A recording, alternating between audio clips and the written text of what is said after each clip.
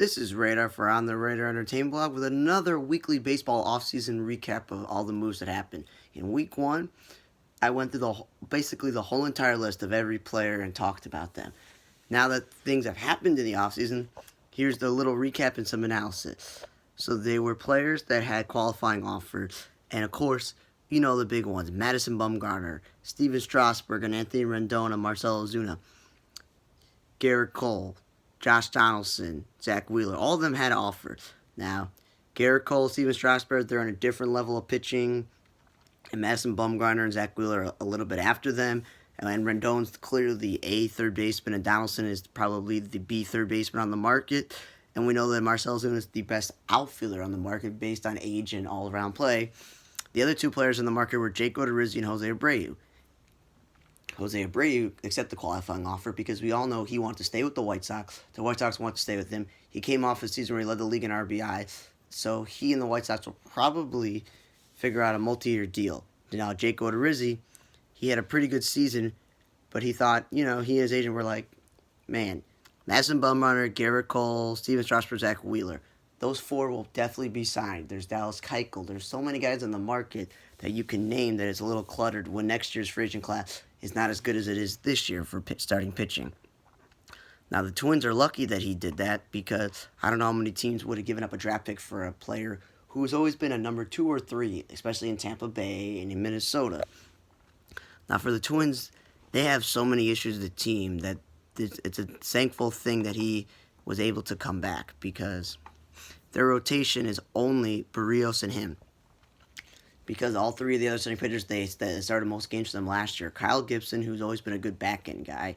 Pineda, who's battled injuries and got suspended last year, so he's probably going to have to miss some games this year if anybody signs him. And Martin Perez, who's surprisingly healthier this year than he has ever been with the Rangers. The Twins decided that the Twins are probably not going to re-sign any of them. Gibson would be more likely because they developed him. So they have 3 holes in their rotation, and you're going to think, maybe Tyler Duffy, who used to start games for them in the past couple seasons, but they had 5 guys. Or Trevor May, one of their prospects who got injured and then he worked his way back as a reliever, that maybe one of the 2 of them or both could fill the rotation spot. Because they did start Uber Lyft driver Randy Dubnyk and Devin Smeltzer this year, to name some, and those are other guys that could potentially start. Or they can let Trevor May actually be the closer, because last year they went through Mike Morin, Blake Parker. They used Taylor Rogers at the end of the year. He got most of the saves for them. They traded for Sergio Romo and Sam Dyson. Dyson didn't work out of injury. So they can always look to re-sign Sergio Romo. But they need to upgrade the bullpen as a whole, closer in the rotation. At the same time, they also lost Jonathan Scope at second base, the Twins. Now, the Twins have plenty of offense, so losing another 20 home run guy is not a big deal because Luis Ariz played last year all over the place, and they still have Mario Gonzalez on hand, so he could fill in at second base as well. That they'll get enough offense out of second base that they don't have to necessarily resign Jonathan Scope. They need to focus their attention on the rest of the rotation if they're not going to choose guys from within, and same thing with the bullpen. They also have Jason Castro as a free agent, but they're most likely not going to resign him because he missed all of 2018, and he split time this year with Mitch Garver, who broke out and had 31 home runs. That's what the Twins did. Now, the other teams that made moves so far were the Cardinals. They brought back their de facto ace in Adam Wainwright, the former reliever turned starter they've had for years. They brought him back, and he's a good piece to have in this rotation, but the rotation is still Mike Mikolas and Jack Flaherty. That's not enough for them to compete, but many people, including myself, were wrong that I thought they were going to be the third-place team, but they won a division, and they lost, obviously, in the championship round to the Nationals, who went on to win the World Series. But things can change. They could all of them because they could step back. Flaherty, Mikolas. Now they do have Dakota Hudson and Carlos Martinez this year pitch out of bullpen because he wasn't healthy enough. So they said he can only maybe be the closer reliever. Maybe both Dakota Hudson and Carlos Martinez can fill the other spots, and they don't have to go out of their way to sign any free agent starter. They can also use Ponce de Leon or Alex Reyes, or many of the other guys that are starters, because a lot of the guys who are starting pitchers, the Cardinals used a lot of them out of the bullpen. Now, the bullpen, on the other hand, Jordan Hicks got hurt, and he had Tommy John surgery. They don't know when he's coming back, and Brett Cecil pretty much didn't pitch most of the year, and Andrew Miller missed time. Andrew Miller, Brett Cecil, and Jordan Hicks are the only guys you really know in the bullpen that you can name, because John Gant and a lot of the other guys are former starting pitchers as well. So they might just continue to put Martinez in the bullpen because their bullpen isn't great. But this market has so many. This market has so many relievers that the Cardinals can definitely sign a couple of them. Yeah, things didn't work out with Greg Holland and other relievers in the past, but you're going to need to try, because if your best, most experienced relievers, Cecil, Miller, and Hicks, have all battled injuries and they're hurt, and Martinez used to be your best starting pitcher, I would think they would want to put him in the rotation. Now, they did bring Wainwright back, but they decided not to bring back Michael Wacha. Michael Wacha has battled injuries as well. He's been very inconsistent. He's, not one of the old guys on the market, but at the same time, when you've battled injuries and you've been inconsistent in your career, then of course you're not dying to bring that guy back, even though he's only 29 years old. He's been inconsistent, battled injury. And if they can just fill their rotation from within with Dakota Hudson, Ponce de Leon, and Alex Reyes, they don't need Michael Wacha. They can also sign a more dependable starting pitcher as well. Now, their backup catcher, Matt Wieters, is the free agent, and their starting left fielder, Marcell Ozuna, is a free agent. Now, Tyler O'Neill, offensively, he's great. He's a natural-born outfielder. Jose Martinez still played a lot of right field last year, and they moved Dexter Fowler to center field, and Bader wouldn't play because they want to go the best lineup. So if Jose Martinez and Taylor O'Neill are your options in left field, or a full-time move to left field for Dexter Fowler's in play, they don't necessarily have to go out and sign an outfielder. They can continue what they always do, just plug from within. They can also plug within from catcher, but in the past 5 to 8 seasons, every backup catcher that's backed up Molina has either been so bad offensively, they've gotten hurt. Carson Kelly got busted for PEDs, and he's now traded. He went to Arizona this year in that Goldschmidt trade. That they should probably re-sign Matt Wieters, because the time that Molina missed last year, Wieters played really well, because you're only asking to start maybe once or twice a week, and then for that month or so period, it wasn't a bad investment. But they can always just sign somebody similar to Matt Wieters, someone who used to be a starter but's good enough to relieve. And I know they're going to get a draft pick back for Marcell Ozuna, because there's at least 5 to 7 teams that could definitely use Marcell Ozuna. The other team that made a bunch of moves in the offseason so far of retaining their own players is the Rays re-signed Tyler Flowers, Nick Markakis, and Darren O'Day.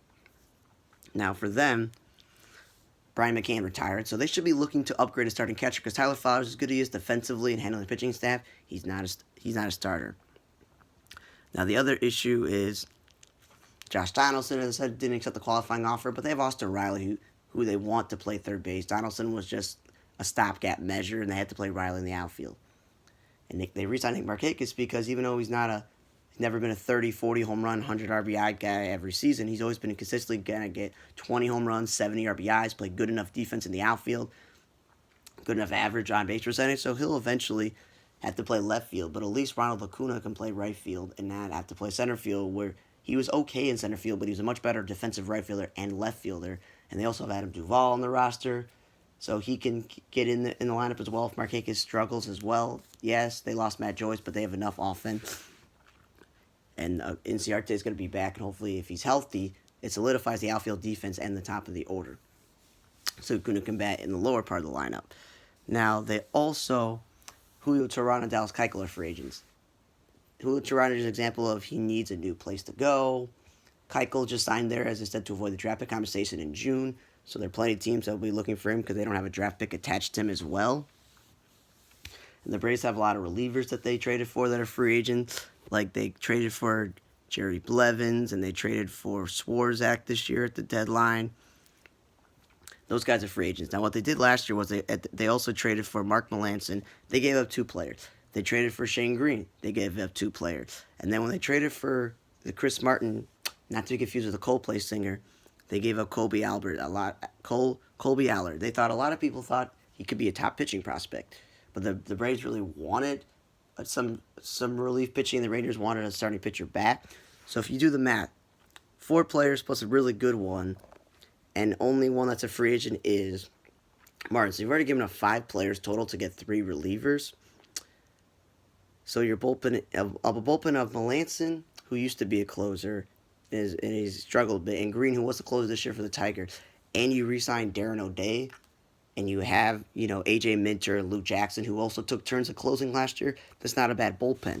And because I said Julio Teheran and Dallas Keuchel are free agents, and Fultonevich was up and down last year, and your best pitchers were Max Fried and Soroka, and Sean Newcomb took it to Saint. They also started games, but you pitched them out of the bullpen as well.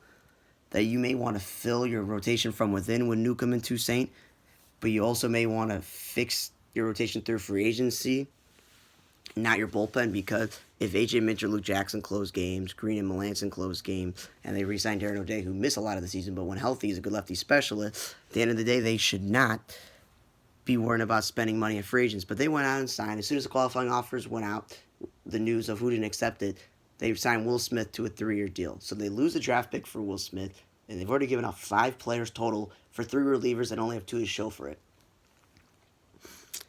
It seemed like they didn't really need to get Will Smith. Will Smith was a closer for the Brewers, but then he got hurt. He had Tommy John surgery, missed time. He was on the Giants. He was a setup man to Mark Melanson. He also missed time with injury. Now Melanson and Will Smith are reunited again in San Francisco, but Will Smith would probably best suited to a team that has no closer whatsoever. They really need him. The Braves, when you lose a draft pick and you've already traded 5 players to get 3 other relievers, and you only have 2 of them, and you bring back Darren O'Day, I didn't feel like that was the greatest move possible. But the Braves maybe are trying to do what the Yankees do and what the Royals do, have a bullpen that has 3 or 4 guys who can close games out. And maybe that's how they win if the starting pitching is not as good after the 2 rookies. But they'll regress probably in the sophomore year. They pitched too many innings, and Foltynewicz was the same guy. So they're going to need some innings out of that rotation. And a starting catcher. You don't have to worry about third base. They'll be pretty good. Now, that was all the moves that happened this past week in the baseball off-season hot stove session world. This is Radar on the Red Entertainment Blog, and see you next week, another weekly baseball off-season observation.